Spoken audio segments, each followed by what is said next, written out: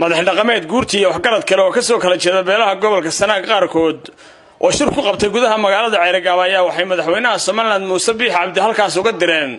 baaq ay kaga codsanayaan inuu wax ka qabto beer ku taala deegaanka Dubaar ee magaalada Berbera oo sida ay sheegeen maayirka Berbera Cabdiraxmaan Cidin uu ku haysto dad agoon ah oo carabta reer Soomaaliland kamid ah waxaana madax dhaqameedkan iyo guurtidan beelaha reer Sanaag iyagoo arrimahaas ka hadlayeen hadalladooda kamid ah sidan mudan madaxweyne waxaan soo jeedinaynaa beer aan ku lahayn meesha la yiraahdo Berbera oo ay lahaayeen agoon ilmo Ibraahim Macsari la yari beerta waxa qabsaday ninka la yiraahdo Cabdishakuur Cidi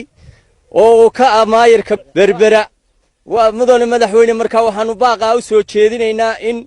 beerta uu ninkaas xoogga u sheegtay oo ku dhacay in nalooga aad hoos noo eegtid oo deristid ayaanu doonaynaa arrinta oo aad wax ka qabatid si dhaqso ah halka maanta baaq baanu ka jeedinaynaa ninkii maayirka ka ahaa ee maayirka sheeganayay Cabdishakuur Cidi oo boob ku sameeyay dad degan halka ilaa 3 qarni yacni maanta inuu sheegto oo yiraahdo anaa leh oo markii ilaa maxkamadda la soo maray oo odayaal la soo maray oo meel walba la soo maray oo la isugu tagay oo suldaamadii u tageen oo cuqaashi u tagtay xabad baan ku haystaa buu yiri xabad waxba laguma qabsado waxaanu leenahay ninka masterka leh teetalka sheeganaya haddana saa dadka u boobaya ee maayirka sheeganaya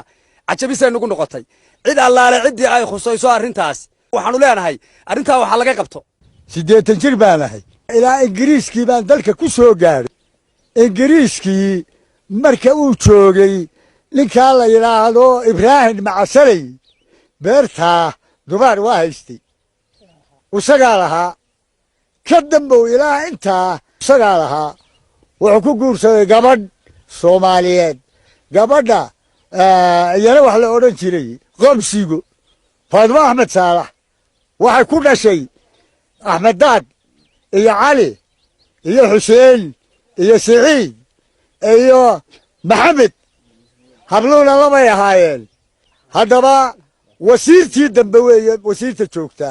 dawladda waxaanu leenahay arrinta caynkaasa ee intaasoo tiil ee intaasoo qarni joogtay dadkaasi lahaa maanta xoogga la yiri xoog baa lagaga qaadayaa dawlad cadaalad hoos u eegto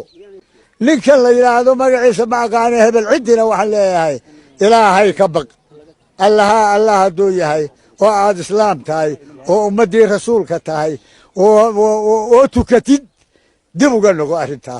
dadka la dulmiyana yaana waa agoomo iyo dad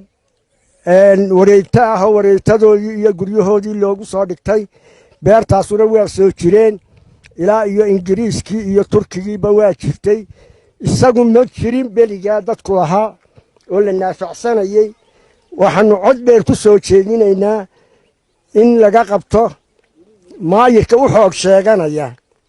dadka danyarta halka waxaanu baaq uga diraynaa madaxweynaha jamhuuriyadda Soomaaliland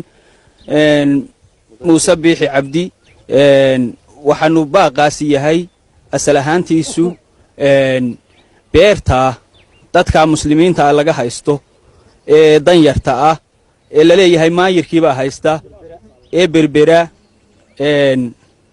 waa beer caana oo weyn oo la yaqaan oo timirtii iyo qudradii iyo geedweynkii iyo dhirtii iyo wax waliba ku beeran yihiin madaxweynaha waxaanu baaqa u diraynaa inuu dadkiisa hoos u eego waxaanu leenahay meesha madaxweyne wax ka qabo hoos u eeg ku dadaal arrintaa waxaanu leenahay inta ayay inagu dhaafin dadkoo dhan baa indhaha ku haya cidba cid bay xoog sheeganaysaa haddii taas la qaado iyo wixii la mid ah waxaanu leenahay beertaa wax ka qabo madaxweyne wax ka qabo beerta agoontu leedahay ee ninkaasu dhacayo ee dadka oo dhan yaqaanay taariikhda badan jirtay ilaah wuu og yahay laakiinse wixii ragga khaliifada ilaahay uu uga dhigay dunida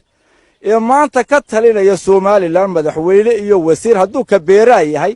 iyo haddii uu yahay ka arrimaha gudaha iyo hadduu yahay ka amnigaba waxaanu baaq degdeg ugu diraynaa oo si mugle ugu diraynaa oo ugu hogaabinaynaa oo uga codsanayna in arrinta la soo farageliyo ninka yiri maxkamadana wajihi maayo cidiga awood weynina ma jirto Berberana waxa weeye waa sartaydii anaa duubanaya haddii nin waliba meesha uu taagan yahay duubtona xaaladdu sidaa ku sii jiri mayso sidaa darteed waxaanu leenahay cid kasta ay khusayso cid kastoo khaliifka ah dalkan aynu maanta aynu ku noolnahay cid kastoo nabadgelyada danaynaysa in arrintaasi si degdega loo farageliyo oo wax looga qabto waa cabdulaahi xuseen darwiish Somali Cable TV Ceerigaabo